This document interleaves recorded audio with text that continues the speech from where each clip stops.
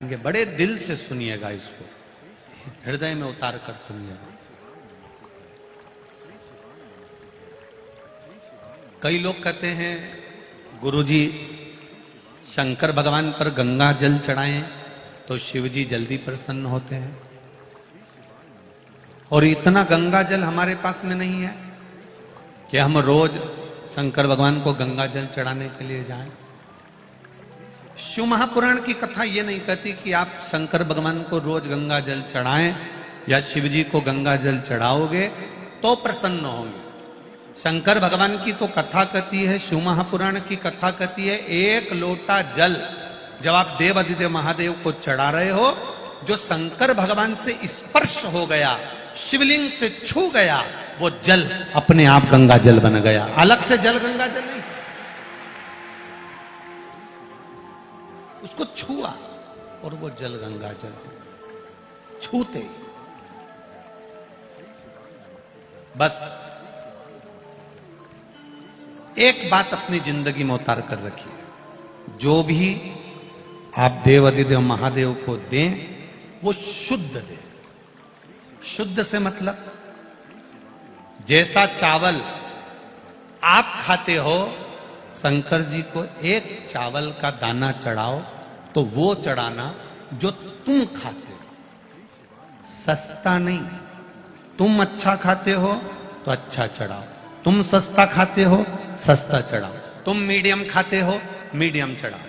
शंकर भगवान की कथा कभी नहीं कहती कि तुम शंकर जी को 1 किलो दूध चढ़ाओ कि 5 किलो दूध चढ़ाओ कि 1 कटोरी भरकर शहद चढ़ाओ कि 1 कटोरी भरकर घी चढ़ाओ कि 1 कटोरी भरकर शक्कर चढ़ाओ कि 1 कटोरी भरकर दही चढ़ाओ कि 1 कटोरी भरकर पंचामृत चढ़ाओ। ये शिव महापुराण की कथा कभी नहीं कहती। शिव महापुराण की कथा इतना जरूर कहती है, शंकर जी को घी भी चढ़ाना, एक उंगली में लगाकर भी आप चढ़ा रहे हो तो वो घी चढ़ाना जो तुम खाते हो, नकली घी या केमिकल का घी शिव जी को ना चढ़ाना।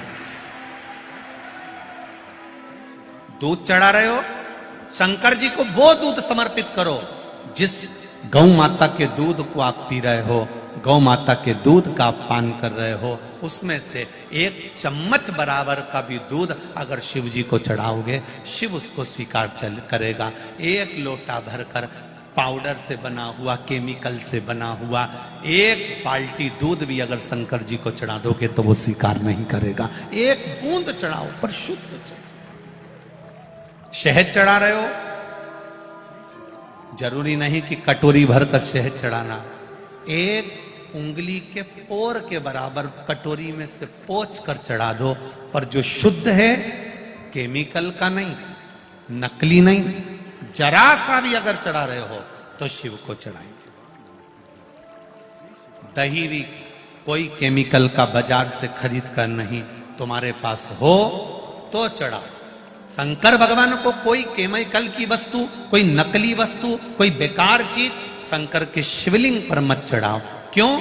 हम भगवान शंकर के शिवलिंग का, तुम भी अगर कोई पाउडर लगाती हो तो कंपनी का लगाती हो, अच्छा लगाती हो, कोई क्रीम भी लगाती हो तो कंपनी का लगाती हो, अच्छी लगाती हो, तो भगवान को हम नकली कैसे दे दें?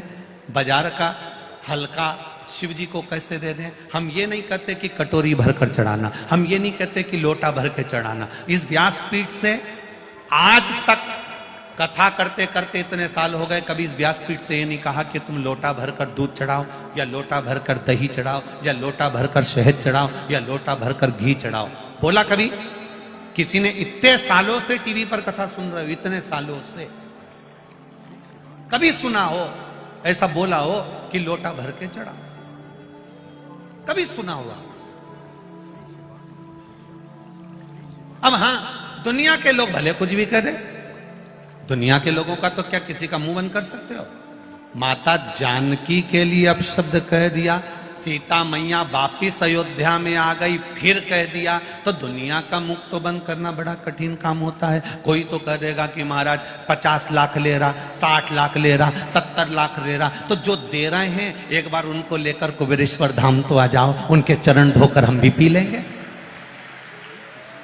जो 50 लाख दे रहा है, 52 लाख दे रहा है, 1 करोड़ दे रहा है, 50 लाख दे रहा है, उनको लेकर एक बार तो कुबेरेश्वर धाम आओ।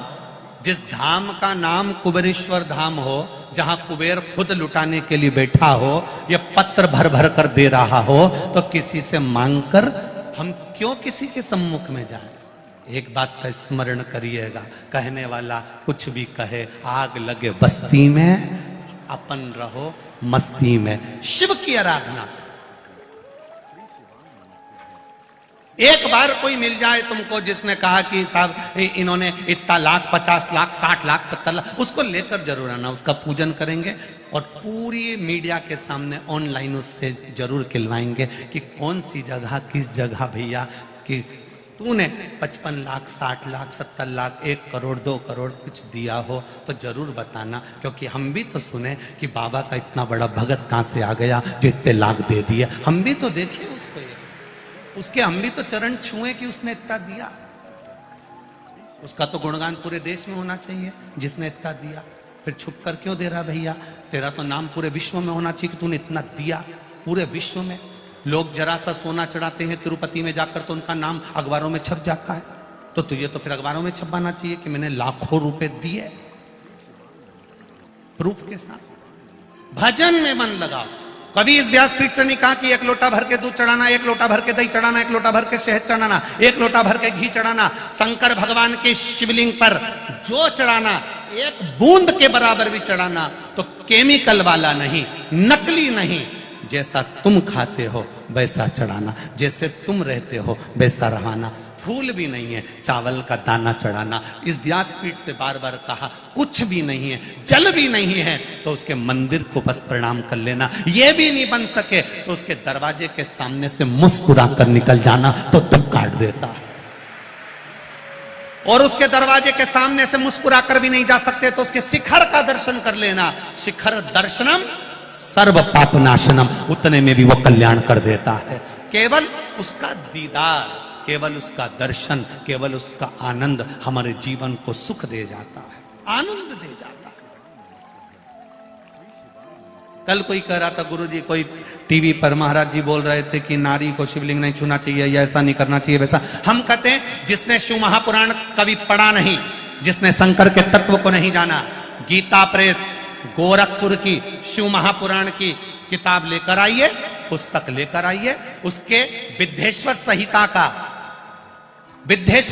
का 75 नंबर का प्रश्न निकालिए, उसमें एक एक चीज मिल जाएगी कि शंकर को चढ़ा हुआ पदार्थ कैसे खाना चाहिए, शिव जी पे चढ़ा हुआ जल पीने के कितने दोष मिट जाते हैं। शंकर भगवान को जब कोई स्त्री, कोई पुरुष, कोई नारी, कोई बच्चा, कोई बूढ़ा केवल स्पर्श कर लेता है तो 84 लाख योनियों में फिर जन्म नहीं होता है। यह शिव पुराण है।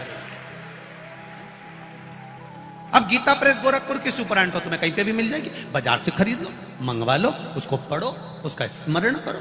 कहने वाला कहता रहे, महाराज केमिकल की वस्तुएं, नकली वस्तुएं कोई शंकर भगवान पर समर्पित मत करो, क्योंकि शिवलिंग पर जब हम समर्पित करते हैं तो शंकर भगवान को भी कष्ट होता है। शुद्ध चढ़ाओ, 1 दाना चावल का चढ़ाओ। कभी इस व्यासपीठ ने नहीं किया कि 1 बोरी चढ़ाओ या 1 किलो चढ़ाओ या 250 ग्राम चढ़ाओ या 50 ग्राम चढ़ाओ। सुना ना जीजिए तुमने, हमेशा कहा 1 चावल का, बोलो बोलो जम के, दाना। और बेलपत्री भी क्या कहा कि जो शंकर पे चढ़ी हो वो ही धो के चढ़ा।